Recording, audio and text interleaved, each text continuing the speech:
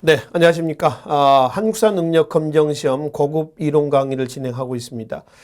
자, 저희가 지난 시간에 근세 정치사까지 살펴봤습니다. 이 시간에는 근세 경제사, 조선 전개 경제가 되겠습니다. 근세 경제사 파트를 살펴보기로 하겠습니다. 자, 제1장 경제 정책부터 살펴보기로 하겠습니다. 고려의 경제 정책이나 조선의 경제 정책이나 큰 차이는 없습니다. 기본 시책은 뭐냐 그러면은 중농억상입니다. 억상이라고 하는 것은 억압했다라는 그런 의미로 보지는 마시고요. 억상은 관장제의 의미로 해석하십시오. 관장제. 국가가 통제한다라고 하는 겁니다. 문제는 왜 국가가 통제했느냐? 교재를 보겠습니다. 맨 밑에 내려오실래요? 먼저 국가가 통제했던 이유 중에 하나가 자, 농업의 지장 초래 부분을 한번 보세요. 밑에서 한 5, 6, 7째 줄 나와 있나요? 우선 먼저 하나, 사치와 낭비가 조장된다는 겁니다. 여러분 성리학적 경제관이라는 얘기 들어보셨죠? 또 유교적 경제관이라는 얘기 들어보셨을 거예요. 그래서 유교는 성리학입니다. 그러면 성리학적 경제관은 어떤 경제관이냐 하면은 근검 전략적인 경제관이에요. 그러니까 쓰지 않는 겁니다. 대로 아끼는 거죠. 쓸 게 없어서 그렇습니다. 쓸 게 많은데 아끼는 게 아니라 쓸 게 없어서 아끼는 겁니다. 자, 그래서 사치와 낭비가 조장된다는 거. 상공업이 발달하면은 두 번째, 빈부의 격차가 커진다는 점. 그렇죠? 빈부격차. 이것이 상공업을 국가가 통제했던 이유입니다. 빈부의 격차가 커진다는 얘기는 뭐냐면은, 고려 말에 상공업이 발달함으로 인해서 여러 가지 나타난 폐단들을 지금 염두에 두고 얘기를 하는 거거든요. 그리고 이제 바로 밑에 보시면은 신분질서주가 있습니다. 상민 계층들이 돈 벌어서 큰 집 쳐놓고 말이죠. 떵떵거리고 사는 쉽게 하면 그런 꼴을 못 보겠다는 거예요. 누가? 지배층이. 그래서 국가가 상공업을 통제합니다. 그러다 보니까 15세기 때는 상공업이 발달하지 않습니다.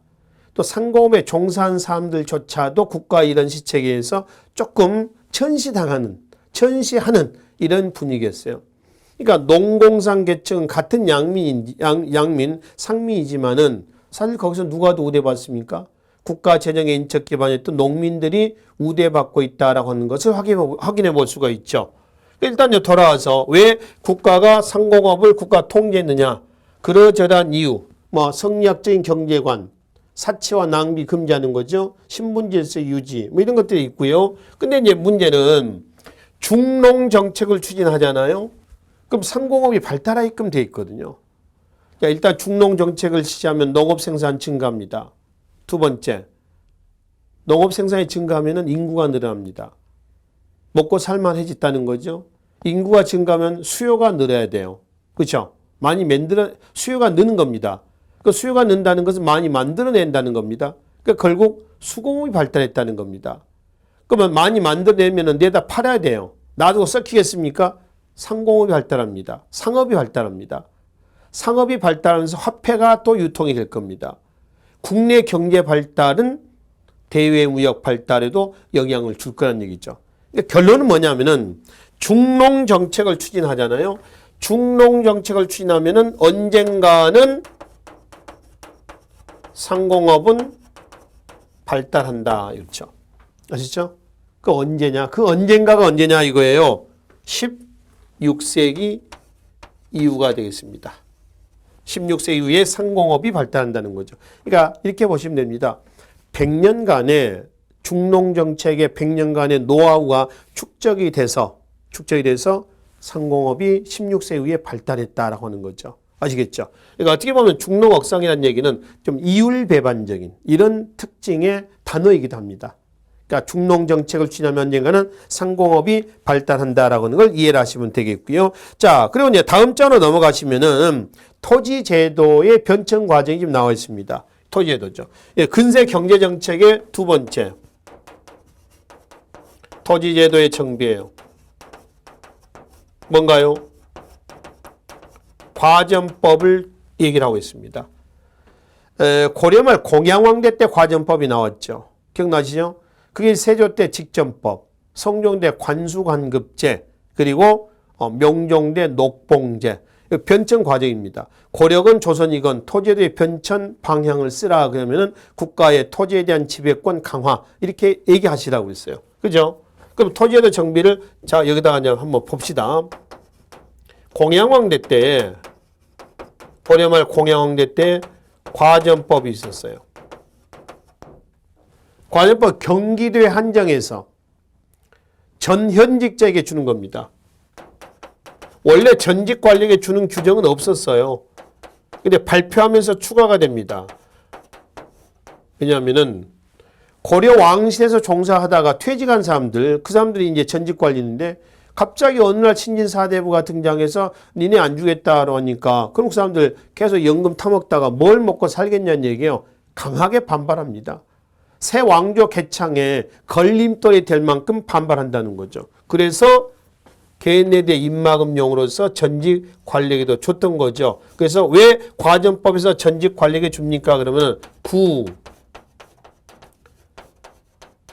제야 세력에 대한 무마책이다. 너 이거 줄 테니까 먹고 입 닥쳐라. 뭐 이런 의미가 되는 거죠. 그래서 지급을 했었어요. 그럼 여기서 현직자에게 줬다라고 할 때 현직에 있는 사람이 죽거나 퇴직하면은 경제적 기반이 없잖아요. 그렇죠? 그래서 그 가족들의 경제적 기반을 만들어 놓은 것이 수신전하고요. 부인한테 주는 거죠. 미성년 자식들한테 뭘 주죠? 휴량전을 지급을 하고 있습니다. 그러면 이 사람이 퇴직을 하고 다 뱉어내야지 다음 사람이 들어왔을 때에 그대로 토지 수조권 그냥 그대로 가져갔는데 이 사람이 이런 용도로 일부를 세습하다 보니까 그 어떤 사람이 그 자리에 왔을 때 제대로 수조권을 못 갖는다는 얘기입니다. 토지는 경기도 한정이 되어 있고.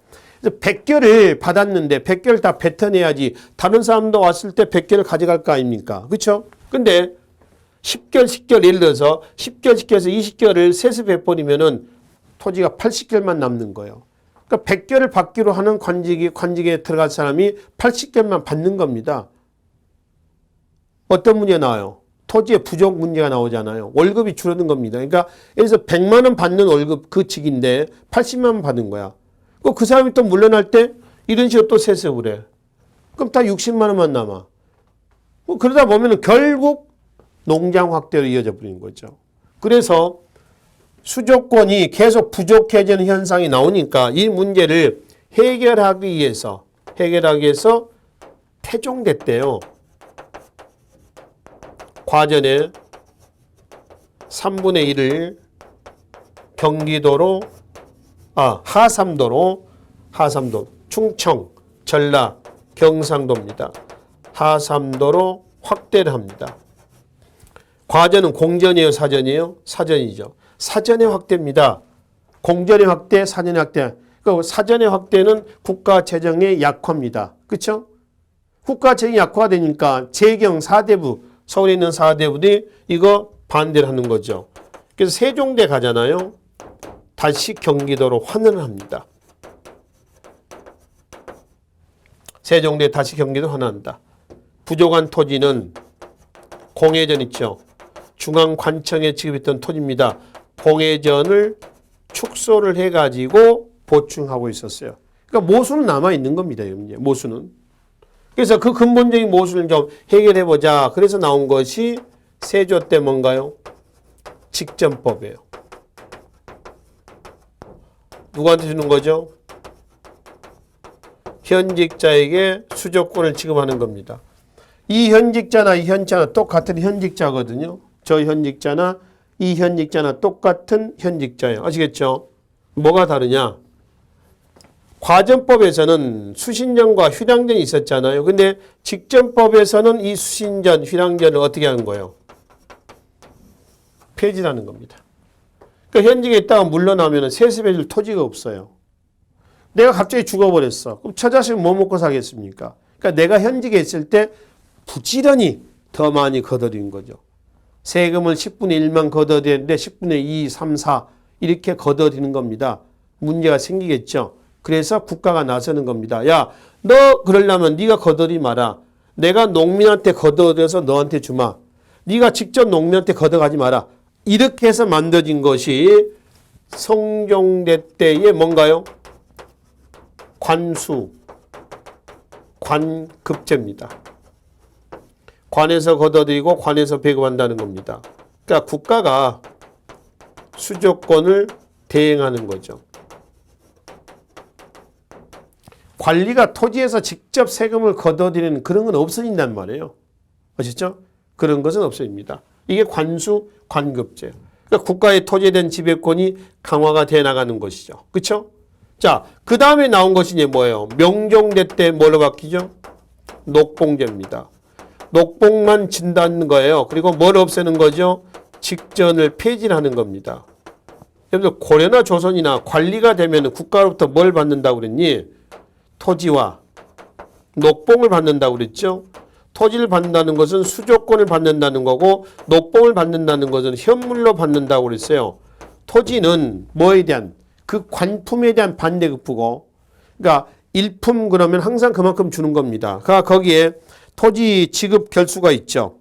그거 한번 봅시다. 과전법에. 일과는 요즘에 1급 공무원이 되는 거죠. 뭐 150결, 18과는 10결 차이가 좀 많이 나네요. 그죠? 그래서 이제 그 관등에 따라 주는 거고 이거는 하는 일에 따라 주는 겁니다. 근데 명종대 녹봉제가 실시했다는 얘기는 뭘 없앴다는 거예요? 수조권이 안 준다는 거야. 그럼 뭐만 준다는 거야? 이것만 준다는 거지. 예전에 월급 100만 원, 100만 원, 200만 원 주다가 100만 원 반 삭감. 이게 명종대 녹봉제예요. 역시 국가의 토지에 대한 지배권이 강화가 되고 있다라고 하는 것을 우리가 더불어 확인을 해볼 수가 있다라고 하는 거죠. 이해되시죠? 고려나 조선이나 국가의 토지에 대한 지배권은 강화가 돼 나가는 방향에서 개편되고 있다는 것을 정리하시면 되겠습니다. 자, 그리고 이제 다시 돌아와서 이 토지제도하고 그리고 이제 근세 경제 운영의 또 하나는 조세 제도의 정비입니다. 국가 재정의 3대 근간은 뭡니까? 라고 하면은 전세, 공납, 여기죠. 전세는 토지에 대한 세금이에요. 그죠? 공납은 호세입니다. 역은 신세입니다. 고려나 조선이나 농민에게 가장 큰 부담은 뭐라고 그랬어요? 공납입니다. 공납. 특산물, 현물로 내는 데 있어서 여러 가지 폐단들이 나오죠. 그게 가장 큰 부담이었다라고 얘기하는 것이죠. 그럼 조세부터 한번 봅시다. 조세는 전세입니다. 전세. 보통 과전법 하에서 전세는 수확량의 10분의 1을 거두어 들이다가 이게 세종대 때 가면은 공법이라고 하는 조세 제도가 만들어져요. 이 공법은 세법이라고 생각하십시오. 세법. 오늘날 세법인데 전분 6등법과 연분 9등법이 있어요. 17만 명에 해당하는 농민들의 국민투표 그 당시 투표 가부를 통해서 결정을 했습니다. 거의 비슷비슷해가지고 통과가 된 거예요. 그러니까 우리나라는 뭐 어떤 사람들 최초의 국민투표다 뭐 이런 얘기도 합니다만은 뭐 국민투표라고 하는 것은 공화국에서 얘기고 이건 전제군주제 아닙니까? 하여튼 성격이 그렇다는 거죠. 그래서 만드는 것이 공법이 만들어진 것이 전분 6등법, 연분 9등법이에요. 전분 6등법은 세금을 걷어낸 기준은 아닙니다. 뭐냐면은 토지의 비옥도를 가지고 토지의 크기를 나눈 겁니다. 1등전에서 6등전까지 나눠져 있어요. 그러니까 1결의 면적이 6개 등급으로 나눠지는 겁니다. 이게 전분 6등법이에요. 토지가 작은 것, 큰 거에서 6개 등급이 있는데 작을수록 비옥한 거고요. 클수록 척박한 토지다. 이렇게 보세요. 클수록 척박한 토지다. 아셨죠? 그리고 또 하나. 연분 9등법은 이건 이제 세금을 걷어들인 기준입니다. 풍융을 기준으로 해서 최고 1등급 상상년입니다. 20두. 그 다음에 최하 9등급 하하년이죠. 표를 보면 되겠습니다. 얼마? 4두를 냅니다. 각 등급의 차이는 얼마씩이에요? 2두씩 나는 거죠. 그러니까 풍년은 많이 걷어들이고 흉년이면 작게 걷어들인다라고 하는 그런 의미로 해석하시면 되겠습니다. 이것이 연분 9등법이에요. 자, 이건 계속 그렇게 가는 건 아니고요. 연분 9등법은 조선 후기에 인조 때 가면은 풍융에 관계없이 1결당 4두로 고정되는 뭐가 되죠? 영정법이 나와요. 그리고 전분 6등법도 효종대 가면은 양척 동일법이라고 그래서요. 1결의 측량 면적이 다 똑같이 통일됩니다. 그걸 양척 동일법이다라고 얘기를 하는 것이죠.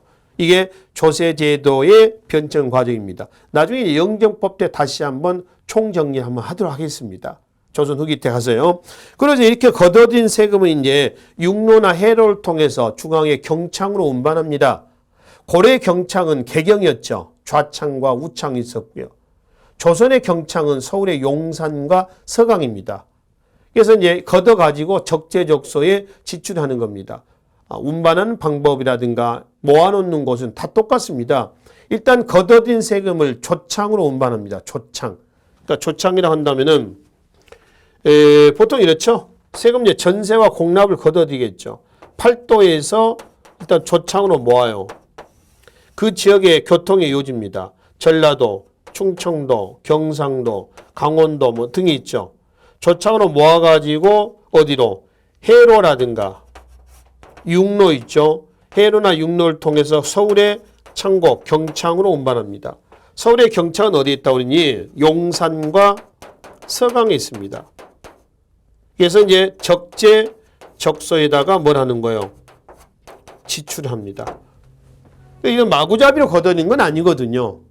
마구잡이로 걷어낸 게 아니라 이거는 요즘 같으면 오늘날에 미리 예산 편성해서 얼마쯤 들어갈 것 같다. 예산 편성해서 걷어들여서 지출하는 겁니다. 그걸 뭐라는 줄 아세요? 양출제입이라고 일합니다.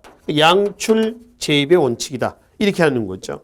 그 맨 위에 보시면은 그 장에 좋은 제도의 그 맨 위에 한번 봅시다. 운영 원칙이 있죠. 두 번째 보면은 양출제입이라는 얘기 있습니다. 미리 예산을 편성해서 세금을 걷어들인다는 거죠. 즉 주먹구구식으로 운영하지 않았다는 거예요. 아시겠죠? 이거 양출제입이라고 그래요. 그래서 전세 공납력 딱 정해가지고 걷어서 운반해서 지출한다는 겁니다. 그럼 그에 걷어린 세금은 그에 다 지출해 버릴까요? 그렇지는 않습니다. 그걸 우리는 뭐라 하냐면은 일부를 비축을 하는 겁니다. 9년 지축이라고 되어 있죠. 9년 지축이다. 그래서 9년 지축 그러면은 말 그대로 9년 동안 먹을 수 있는 식량을 비축한다는 뜻이거든요. 그에 걷어든 세금은 다 쓰는 게 아니라 조금씩 비축을 하는 거예요. 조금씩 비축을 해가지고 세금을 아예 못 걷어들였을 때 최소한 몇 년은 버틸 수 있을 만큼 9년이죠. 9년은 버틸 수 있을 만큼 비축하는 제도입니다. 이걸 9년 지축이라고 해요. 아셨죠? 그럼 이제 바로 밑에 얘기가 나왔으니까 조세 장부 좀 잠깐 보고 합시다. 횡간, 지출 명세서를 횡간이라고 그래요. 공안, 재정 세입표입니다. 그럼 뭘 먼저 작성할 것 같아요? 횡간을 먼저 작성할 것 같습니까? 아니면은 공안을 먼저 작성할 것 같습니까? 횡간이죠. 횡간이 예산. 그리고 이제 공안은 뭐예요? 세입표입니다. 예산 편성해서 세금 얼마, 뭐 전세에서 얼마, 공납에서 얼마 이렇게 걷어들이자라고 기록해 놓은 겁니다. 양안은 토지 대장을 양안이라고 그러죠. 공장안은 수공업자의 명단을 적어놓은 걸 공장안이라 하고요. 호적은 3년에 한 번씩 작성을 하죠. 이거는 인적 기반, 노동력이라든가 군역 이 기반을 확보하기 위해서 호적을 작성합니다. 양전사업의 결과 양안이 작성이 되죠. 양전사업은 20년에 한 번씩 하는 거고요. 호적은 3년에 한 번씩 작성을 합니다. 이런 장부들이 전부 다 국가 재정 운영의 기본 틀이 됐던 장부에 해당이 된다라고 하는 거죠. 그렇죠? 그래서 양출 재입과 9년 지축은 그런 것과 관련이 되어 있습니다. 자, 두 번째 공납 있죠. 이 공납은 넘어가 봅시다. 특산물을 현물로 내는 건데요. 공납 바로 위에 보시면 하나만 좀 보충하겠습니다. 익류지역이라고 있어요.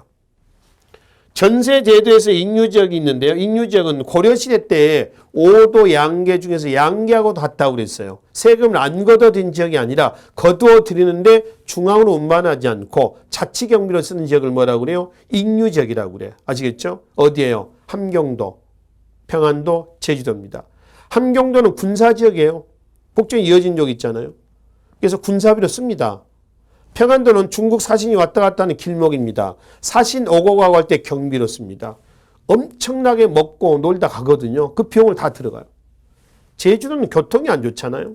그래서 자치경비로 써. 싣고 오다가 배가 난파되거나 뒤집어지거나 이런 경우가 있거든요. 그래서 자치경비로 씁니다. 그 지역을 익류지역이다라고 얘기를 한다는 거죠. 자, 두 번째 공납이 있습니다. 공납은 어디에 대한 세금이 아세요? 호세입니다. 매 가가 호마다 내는 건데 정기적으로 내는 상공과 부정기적으로 내는 별공과 그다음에 조선시대 때 와서 추가된 또 역시 부정적인 거죠. 진상이라고 하는 게 있습니다. 별공과 진상이 부정기적인 거고요. 상공은 정기적인 거죠. 농민들이 이제 그 국가 재정에 가장 큰 부담을 입었다라 하면 공납이라고 말씀드렸잖아요. 그 중에 상공은 아니죠. 별공과 진상입니다. 이 별공과 진상을 어떤 식으로 부과하냐 했더니 거기 부과 방법의 폐단이 있죠. 네 번째 한번 보실래요? 불산곡물 부과입니다. 생산되지 않는 걸 부과하는 거죠. 강원도 첩첩 산골에다가 야 니네를 명태한 100마리 잡아내라. 그럼 농민들이 거주 이전에 자유가 있나요? 고기를 잡아봤나요? 어떻게 잡아요? 못 되는 거죠. 없는 걸 부과하는 거죠. 현실에 맞게 부과하지 않았다는 겁니다. 탁상공론이죠. 두 번째 봅시다. 공납의 폐단에서 이거는 방납의 폐단을 얘기합니다. 방납. 다시 가면은 중간에서 어떤 작자들이 대신 납부를 해줘요. 농민들이 못 내니까. 그리고 농민들로부터 수고비를 받습니다. 이걸 선공납 후징수의 폐단이라고 그래요. 대납의 폐단이죠. 대납. 그다음에 인납과 점태가서 인납은 지금 당장 낼 것도 없는데 내년 것까지만 걷어들이는 걸 인납이라 하고요. 그다음에 점태는 어렵게 해서 물건을 만들어서 갖다 내려고 했더니 품질이 좋으니 안 좋으니 뭐 수량이 맞냐 안 맞니 따지면서 안 받는 거죠. 이 점태라고 그래요. 이런 폐단이 16세기 때 가장 컸어요. 그래서 이 폐단을 시정하자라는 움직임도 있었어요. 조광조가 기묘사로 제거됐지만은 조광조가 공안을 작성하자. 공안은 특산물을 거둬들인 장부예요. 그 공안을 다시 작성해가지고 현실에 맞게 부과하자는 겁니다. 그리고 이이와 유성령이 나와있죠. 이이 유성령은 대공수미법이라 해서 공납 대신 대공, 수미, 쌀로 거둬들이자. 쌀은 전반적으로 다 생산되잖아요. 걷어가지고 국가가 그 쌀을 가지고 특산물을 구매하자라는 주장입니다. 이의 주장은 씨도 안 먹혔고요. 유성룡의 주장이 한 10개월 정도 실시가 된 기록이 있어요. 근데 기득권층의 반발로 폐지가 됩니다. 그래서 없어져 버려요. 그러니까 뭐 조광조, 이 유성룡의 이런 여러 가지 주장들은 결론은 안 됐다 이겁니다. 그러니까 방납의 폐단이 계속 썩어 들어가 있는 상태에서 광해군대 때 대동법이 실시가 되면서 어느 정도 시정이 되게 됩니다. 그건 대동법 때 말씀을 드리도록 하겠습니다. 하여튼 그래서 방납의 폐단이란 뭐냐 이런 것을 방납의 폐단이다라고 얘기한다는 것이죠. 자 마지막 국가 재정의 3대 근간 뭐예요?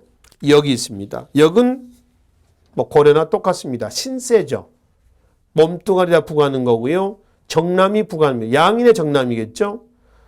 군대 가는 군역과 그 다음에 노동력으로 봉사하는 요역이 있었습니다. 군역제도의 원칙이 뭐라고 그랬니?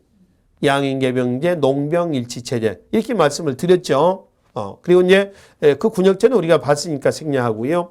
그 다음에 이제 요역은 노동력으로서 무상으로 봉사하는 겁니다. 뭐 수로를 파고 도로를 넓히고 뭐 광산에 채광을 하고 전부 다 요역이거든요. 성종대 때 요역부가 기준이 만들어져요. 교재 한번 보겠습니다. 토지 8개월에 한 명입니다.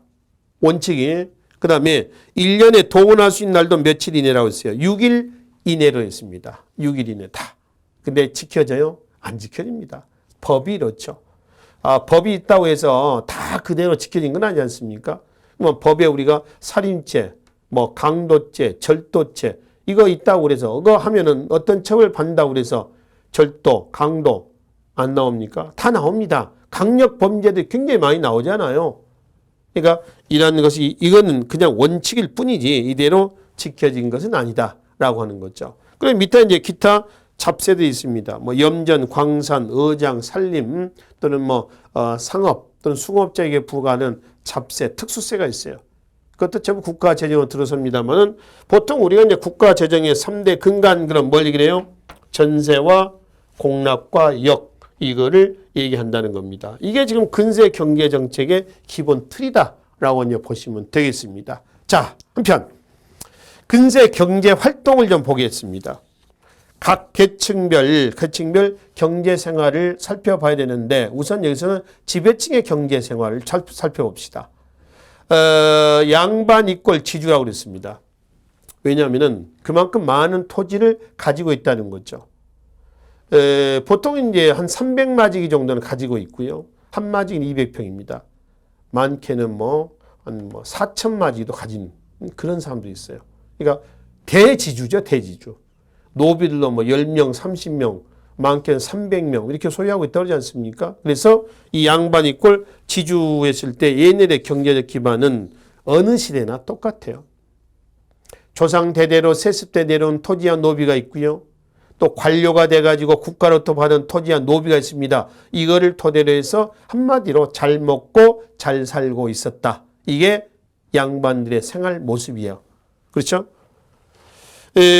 노비 같은 경우는 우리가 아까 신분제도에서 우리가 이제 살펴볼 겁니다만은 이 노비는 산노비 전보다 솔고노비와 외고노비가 있는데 솔고노비는 집 안에 외고노비는 집 밖에 거주하면서 몸값을 내는 그것도 일종의 양반 입장에서는 수입 아닙니까? 또 양반은 이렇게도 합니다. 노비하고 양인은 혼인을 시켜버려요. 원래 노비하고 양인 혼인할 수가 있어요? 없어요? 없죠. 동색혼이라고 그래서 같은 색깔끼리만 노비끼리만 혼인하거든요. 일부러 혼인을 시켜요.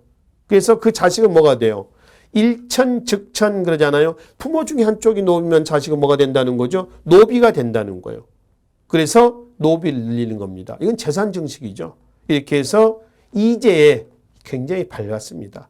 그러니까 정치인 권력 가지고 있고 경제적인 특권도 가지고 그러니까 잘 먹고 잘 사는 것은 삼국시대 때 귀족이나 고려 조선 얘네들의 귀족대 생활 모습은 거의 같다. 이렇게 보시면 되겠습니다. 자, 그러면 구체적으로 경제 시책들을 좀 농업, 수공업, 그리고 상업, 그리고 화폐, 대외무역 이런 내용들을 살펴보기로 하겠습니다. 농업부터 보겠습니다. 여기 한번 봅시다.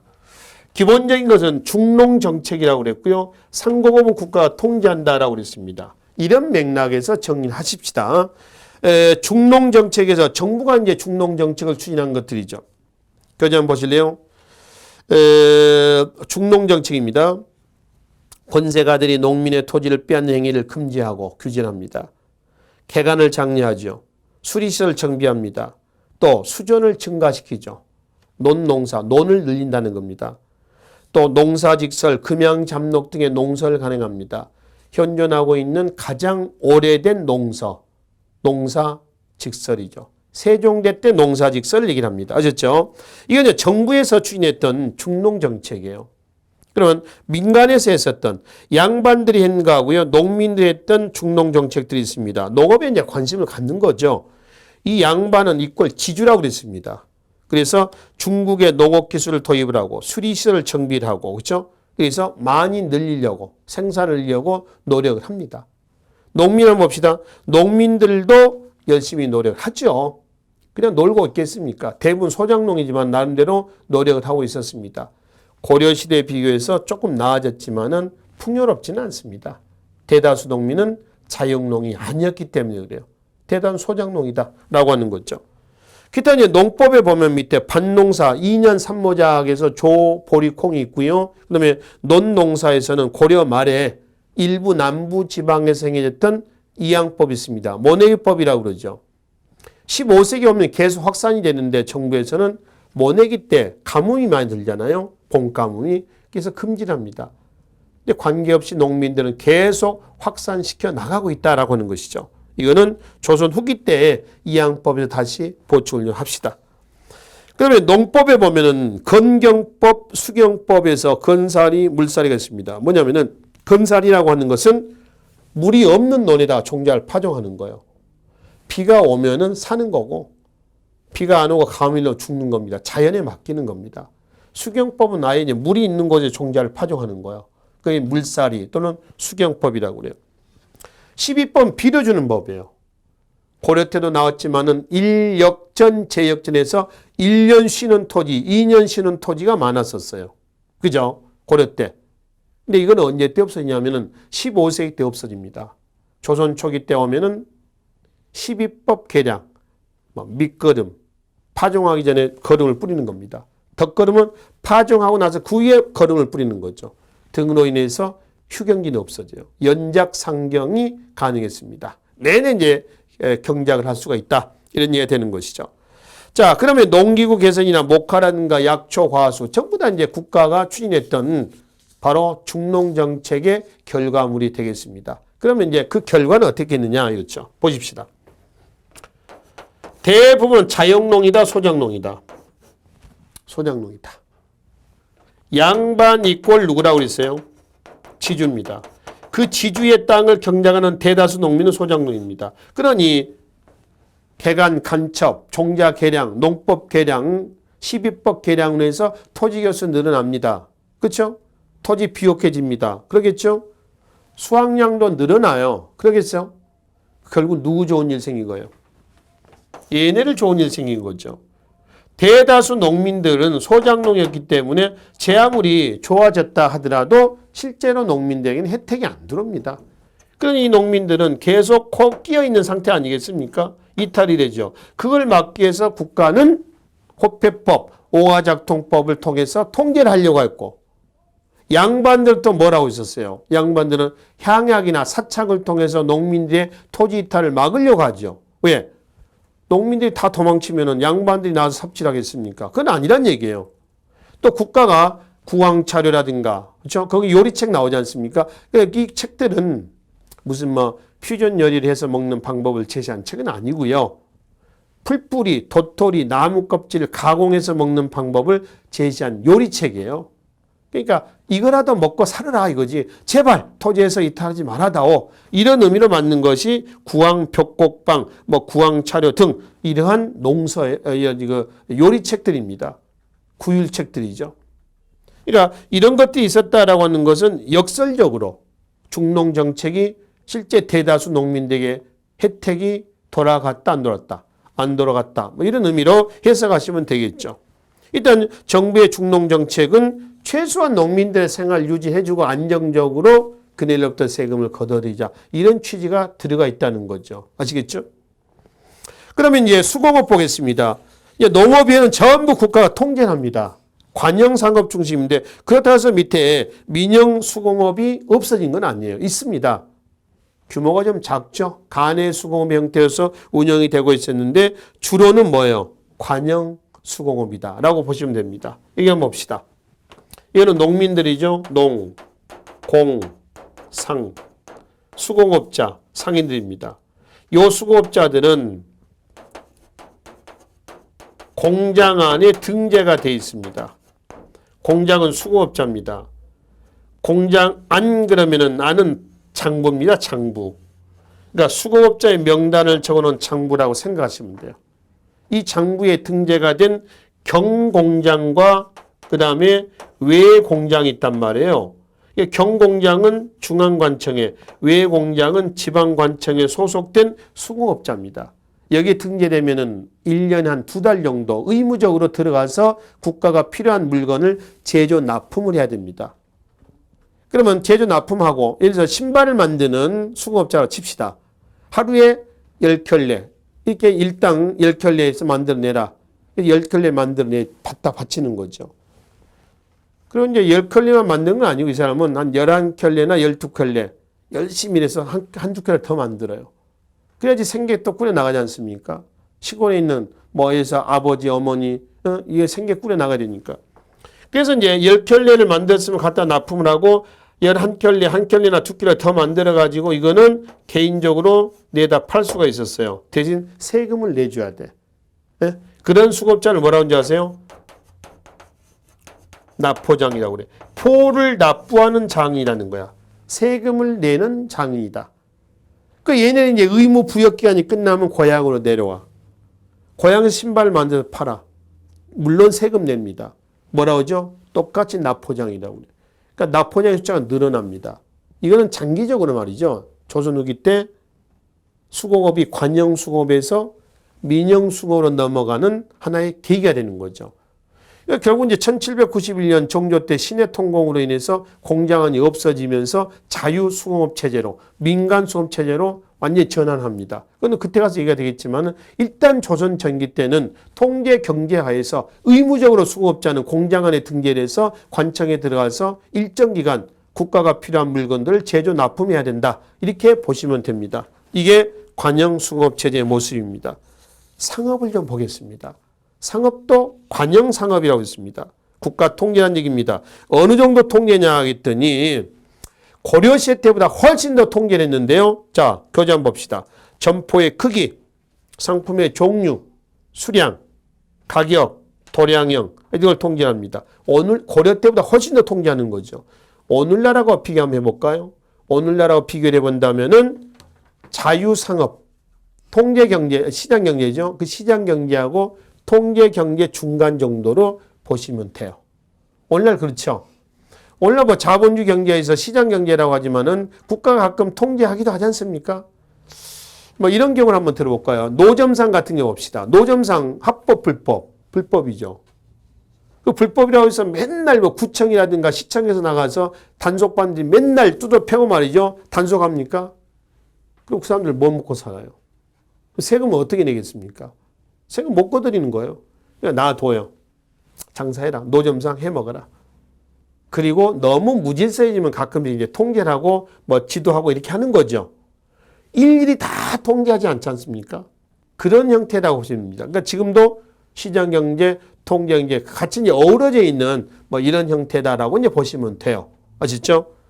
그래서 이제 조선시대 때, 조선 전리 때 상업은 그런 예 모습이고요. 자, 중앙에 시전과 지방에 장시가 있는데 시전부터 한번 봅시다. 이게 서울입니다. 이게 종로입니다. 종로변에 길 옆에 국가가 가게를 만들었습니다. 이 가게 이름을 시전이라고 해요. 시전을 누가 만든다고요? 국가가. 이걸 관리하는 관청이 있습니다. 경시서라고 그래요. 경시서에서는 시전을 감독합니다. 국가가 만들어서 상인들에게 임대를 해줍니다. 임대받은 상인을 시전 상인이라고 합니다. 임대해주고 상세를 내는 거죠. 그렇죠? 이렇게 운영합니다. 약 3,000개 정도의 가게 점포가 있었다고 그래요. 굉장히 큰 규모죠. 조선이 1392년에 건국되고요. 1394년에 한양천도 하는 과정에서 시전도 만들어. 가게도 만들어요. 물건 사고 팔고 할 수 있는 곳이 있을 거 아닙니까? 있어야 될 거 아닙니까? 그래서 만드는 겁니다. 이 시전 상인 중에서 가장 장사가 잘 됐다는 품목이 뭔지 아십니까? 유기전입니다. 왜? 생필품이기 때문에 가장 장사가 잘 된 거죠. 비단, 무명, 종이, 어물, 모시 등 이런 6가지 품목이 유기전입니다. 조선 후기 때 가면 시전 상인들에게 특권도 국가가 부여합니다. 그 특권을 금난전권이라고 그래요. 난전을 단속할 수 있는 권한인데 난전은 잡상인들 난전이라고 그래요. 이것도 1791년 정조 때 신해통공 때 없어져요. 그것도 역시 신해통공 때 가서 살펴보긴 하고요. 여기서는 시전 상인들이 장사를 했고 장사 가장 잘된 통목은 유기전이었고 국가가 통제하는 관청으로서 경시서가 있었다. 고려 때도 경시서 나왔죠. 조선시대 때도 경시서 있습니다. 그대로 사용됩니다. 세조 때 가면은 평시서로 명칭이 바뀌면서 그 기능이 좀 강화가 되는 모습을 보여주고 있습니다. 이는 국가가 통제를 상당히 심하게 하고 있다라고 하는 것을 보여주는 증거가 되겠습니다. 그 다음에 지방에 장시가 있습니다. 이 장시는 원래 15세기 말 전라도에서 흉년기 때 물물 교환해 먹어라 해서 보름에 하나씩 한 번씩 열린 시장이에요. 이 장시를 무대로 활동했던 상인들을 보부상이라고 하는데 보상과 부상이거든요. 보상은 벗짐장수라고 했어요. 고가의 물건을 머리에 이고 다니는. 그 다음에 부상은 등짐장수인데 저가의 물건을 큰 물건을 저가에 등에 짊어지고 다니는 상인들입니다. 묶어서 보부상, 뒤집어서 부보상 같은 얘기입니다. 이 보부상은 관상이에요, 사상이에요. 밑줄 그어놔요. 관허 행상다입니다. 국가로부터 허가를 받은 그러한 상인이지 잡상인이 아니다라고 하는 겁니다. 아시겠죠? 그럼 이제 조선 후기로 갈수록 상품 화폐 경제가 발달해. 그러니까 농업 생산력이 증가하면서 팔 수 있는 물건이 많아집니다. 그래서 처음에 15일, 10일, 5일 땡겨져요. 그러니까 5일에 한 번씩 이제 시장이 열리는 겁니다. 요즘에 그 5일장을 얘기를 하겠죠. 그러니까 사실은 전체적으로 쭉 이렇게 한 그림을 본다면 매일 시장이 열리고 있는 꼴이 되는 거죠. 5일마다 돌아다니니까. 그렇죠? 여기를 돌아다니면서 장돌뱅이죠. 돌아다니면서 장사하는 사람들을 보부상이라 하는데 그 보부상과 관련된 민요가 하나 있습니다. 밑에 살펴봅시다. 집신에 간발치고 패랭이 쓰고 그 밑에 셋째 줄을 한번 봅시다. 돌도부 장사하고 해질 무렵 장돌뱅이들 동무들 만나 반기며 있죠. 거기서 돌도부 장사라고 하는 것은 뭐냐면은 이리저리 정착하지 않고요. 이리저리 떠돌아다니면서 장사하는 사람들을 돌도부 장사 이렇게 하는 것이 다른 의미는 없어요. 어떤 특정 물품을 파는 장사꾼이다. 이게 아니고 그냥 우리가 얘는 장돌뱅이들을 돌도부 장사라고 얘기한다는 거죠. 참고해서 정리하시면 되겠습니다. 그래서 이제 이 상업은 전체적으로 국가 통제에서 운영이 됐다라고 하는 것을 말씀을 드리고요. 그 다음에 화폐 좀 보겠습니다. 고려 말 공양왕대 때 지폐, 저화가 있었죠. 조선 태종대 때도 저화가 사용이 됩니다. 또 세종대 때의 조선통보, 그 다음에 세조 때에 뭐가 있어요? 팔방통화. 옆에 화폐 사진이 있죠. 참고하시고요. 팔방통화 옆에 한자는 전패, 화살전자입니다. 그러니까 화살촉으로 써요. 유사시에는. 그런 모양은 돼 있죠. 또 옆에 한자는 유엽전이라고 있습니다. 버드나무 유자에다가요. 그 다음에 낙엽할 때 엽자입니다. 그러니까 낙엽, 버드나무 이파리가 길쭉하잖아요. 이런 형태라 해서 유엽전이라고도 불렀습니다. 유엽전. 그렇죠? 그래서 팔방통화를 얘기하는데 이런 화폐가 있었지만은 유통은 잘 안 됐습니다. 이유는 정부의 역상책. 또 하나 화폐에 대한 인식 부족. 인식 부족이라고 하는 것은 돈을 써야 할 필요성을 못 느끼는 겁니다. 왜? 콩이 필요하죠. 쌀 퍼다 주고 콩 받고 와. 그게 편하거든. 여기다가 자급자족적 농업 중심의 경제구조. 그러니까 자급자족이라는 얘기는 잉여 생산물이 없다는 겁니다. 그래서 자급자족적인 경제구조에서 뭘 남는 게 있어야 내다 팔고 뭘 가지고 이렇게 할 거 아니에요. 그렇죠? 근데 그게 없으니까 상업이 발달이 안 된 거죠. 그래서 유통이 잘 안 됐다는 겁니다.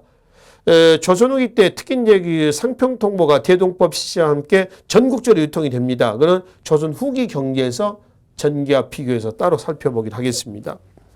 마지막으로 대무역이 있습니다. 공무역은 국가 간의 무역이고요. 사무역은 요즘에 밀수입니다. 밀수는 엄격히 통제를 합니다만 그 틈을 뚫고 그 틈바구니 속에서 밀수를 하기도 합니다. 근데 전체적인 분위기는 공무역입니다. 자, 이 공무역은 대무역 공무역은 조선의 대외 관계와 밀접한 관련을 가지고 있다. 대관계에서 말씀을 드렸었죠. 청과, 명이죠. 중국 조선전기 명과 그 다음에 일본과 그 다음에 여진이었죠. 4대 교린 관계에서 명과의 관계에서 보면은 역관무역이라고 있습니다. 역관이 왜 무역을 하냐? 역관은 사신이 갈 때 따라가는 통역관이거든요.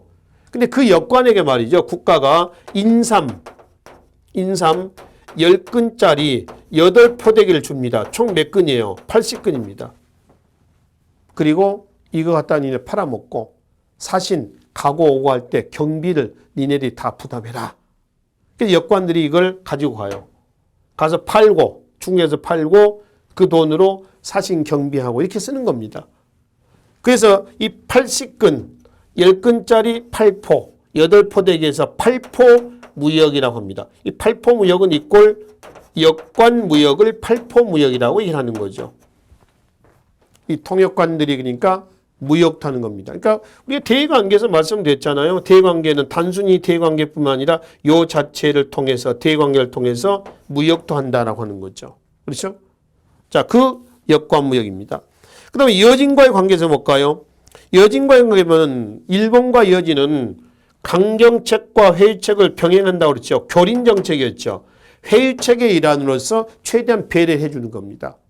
즉 경원과 경성에 무역소를 두고 그러니까 노략질하지 말고 여기서 교역해 가라 이런 얘기입니다. 그 다음에 서울에 한양에 북평관을 두고 조공무역을 허용합니다. 그러니까 북평관은 여진인의 유숙소예요. 야 니네들 말이야 와서 하룻밤 묵어가면서 교역해 가라. 최대한 배려해 주는 겁니다. 비슷한 것이 일본에 뭐가 있어요? 동평관이 있습니다. 동평관. 역시 교역해 가라. 대신 노략질하지 마라. 또 부산 동네에 가면 뭐가 있습니까? 바로 외관이 있습니다. 외관이라고 하는 장소를 만들어줘. 그래서 교역하라는 겁니다. 합법적으로. 세종대 삼포개항도 마찬가지예요. 경제 문화적인 욕구를 충족시켜서 외구의 노략질 막자는 거 아닙니까? 전부 대무역이에요. 이것들. 그렇지? 그래서 북평관 여진족, 그 다음에 동평관은 일본 사신의 유숙소입니다.